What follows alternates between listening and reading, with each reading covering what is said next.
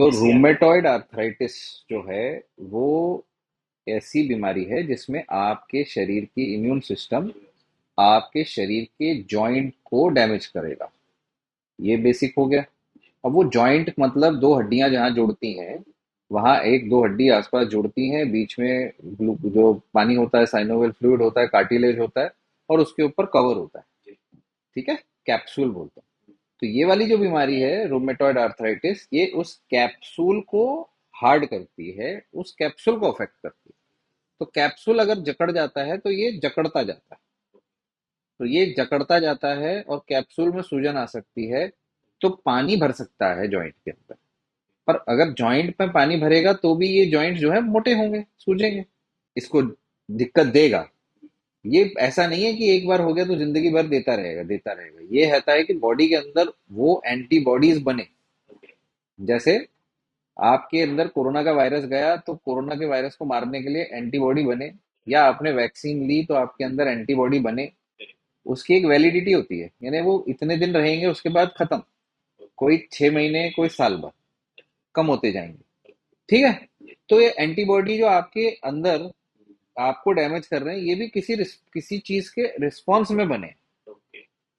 चाहे वो corona virus के रिस्पॉन्स में बने हैं, चाहे वो किसी केमिकल एक्सपोजर के रिस्पॉन्स में बने हैं, चाहे वो कोई पेस्टिसाइड के रिस्पॉन्स में बने हैं, हम उसे पिन पॉइंट नहीं कर सकते। इसीलिए जनरल लाइफस्टाइल को चेंज करके हम उस एक्सपोजर को रोक सकते हैं, जिससे कि इस तरीके के एंटीबॉडी शायद बने हो, एक एक एक एक चीज ठीक करते जाके।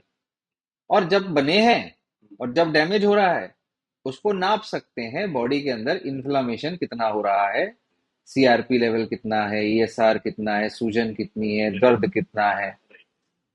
अब एक बार डैमेज हो गया अच्छी मात्रा में, और आप उसी जॉइंट से भार रख रहे हैं, काम कर रहे हैं, चाहे आपके ऑटो एंटीबॉडीज अब नहीं है, जो टेस्ट में भी आ रहा है, अभी आपकी बॉडी में इन्फ्लामेशन, सीआरपी भी नॉर्मल है, पर जो डैमेज हो चुका है, मान लीजिए आपकी उंगली टेढ़ी है, हल्की टेढ़ी है, अब वो टेढ़ी उंगली पे भी अगर आप पैर की उंगली खड़े होंगे तो अलग एंगल पे वो आपका पैर नहीं उठा पाएगा, दर्द होगा। समझे? तो इस वजह से ऐसी बीमारियों में जॉइंट्स के स्ट्रक्चर चेंज हो जाते हैं। जॉइंट टेढ़ा हो जाता है, या उसके आसपास के मसल्स खिंच खिंच के, उस मसल्स में कभी इंजरी हो जाती है, कोई फट जाती है, कोई टिश्यू टेंडन फट जाता है, और कहीं पर फट के वहां इन्फेक्शन होके वहां कोई और चीज बन गई, पस आ गया, तो कॉम्प्लिकेटेड स्ट्रक्चर बन जाता है। तो हमें ये देखना जरूरी है कि कहीं अगर सूजन है तो वहां जॉइंट हड्डी का क्या हाल है, और उसके आसपास के जो मांसपेशी है, सॉफ्ट टिश्यू, उसका क्या हाल है। तो अब इसको देख के एक प्लान बनाया जा सकता है कि आप इसको ठीक करने के लिए क्या कर सकते हो, या इसको आगे बिगड़ने ना दें। या सबसे मेन ऑब्जेक्टिव ये होता है कि उस पर्टिकुलर चीज की फंक्शनैलिटी मेंटेन, कि हम जो उससे काम चाहते हैं वो करता रहे, चाहे हाथ है चाहे पैर है। तो उसकी फंक्शनैलिटी को मेंटेन करना उसके पूरे स्ट्रक्चर को समझे बगैर मुश्किल।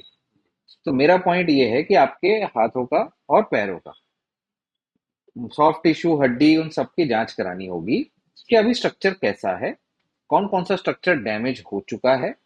आगे ये जो दवाइयां हैं, उनका उद्देश्य होता है कि वापस एंटीबॉडीज ना बन जाए, वापस और डैमेज ना हो। और यही चीज इन टेस्टों से रेगुलरली देख के कि भाई नहीं हो रहा है डैमेज, सीआरपी ठीक है, सब कुछ ठीक है, पेन नहीं है, स्वेलिंग नहीं है, तो दवाई कम कम करते जाते हैं। और कहते हैं कि बीमारी रिग्रेस हो गई है, बीमारी आपकी जो है रिवर्स, यानी अभी रिवर्सल में चल रही है ना, या जिसको रिमिशन भी बोलते हैं। रेमिशन का मतलब अब नहीं है एंटीबॉडीज, अब ये रेमिशन है, हो सकता है 2 साल, 10 साल, 5 साल आपको दिक्कत ना हो। फिर किसी तरह से कोई ऐसा आगे चीज, ट्रिगर पॉइंट आ गया, कोई एक चीज आ गई तो वो फिर ट्रिगर हो जाएगा। क्योंकि हम नहीं जानते ट्रिगर क्या है, कोई भी नहीं जानता ट्रिगर क्या है, पिन पॉइंट नहीं कर सकते। हो सकता है आज से 50 साल बाद पता चल जाए कि भाई ये चीज ट्रिगर है, आज नहीं पता। तो आज हमारे पास सोल्यूशन यही है कि आप एक एक चीज अपनी लाइफ की सुधारते जाइए, समझ रहे हैं, और इस पैरामीटर्स को ठीक करें। 3 प्रॉब्लम है, फिजिकली जो एबनॉर्मलिटी बन चुकी है उसको मैनेज करना पड़ेगा, उसका बीमारी से अब लेना देना नहीं है, अब वो डैमेज हो चुका है। और होने के बाद जो अब स्ट्रक्चर बन गया है उसका मैनेजमेंट अलग है, और जो बीमारी है उसका मैनेजमेंट अलग। समझ गए ना? तो ये सारी चीजें हैं।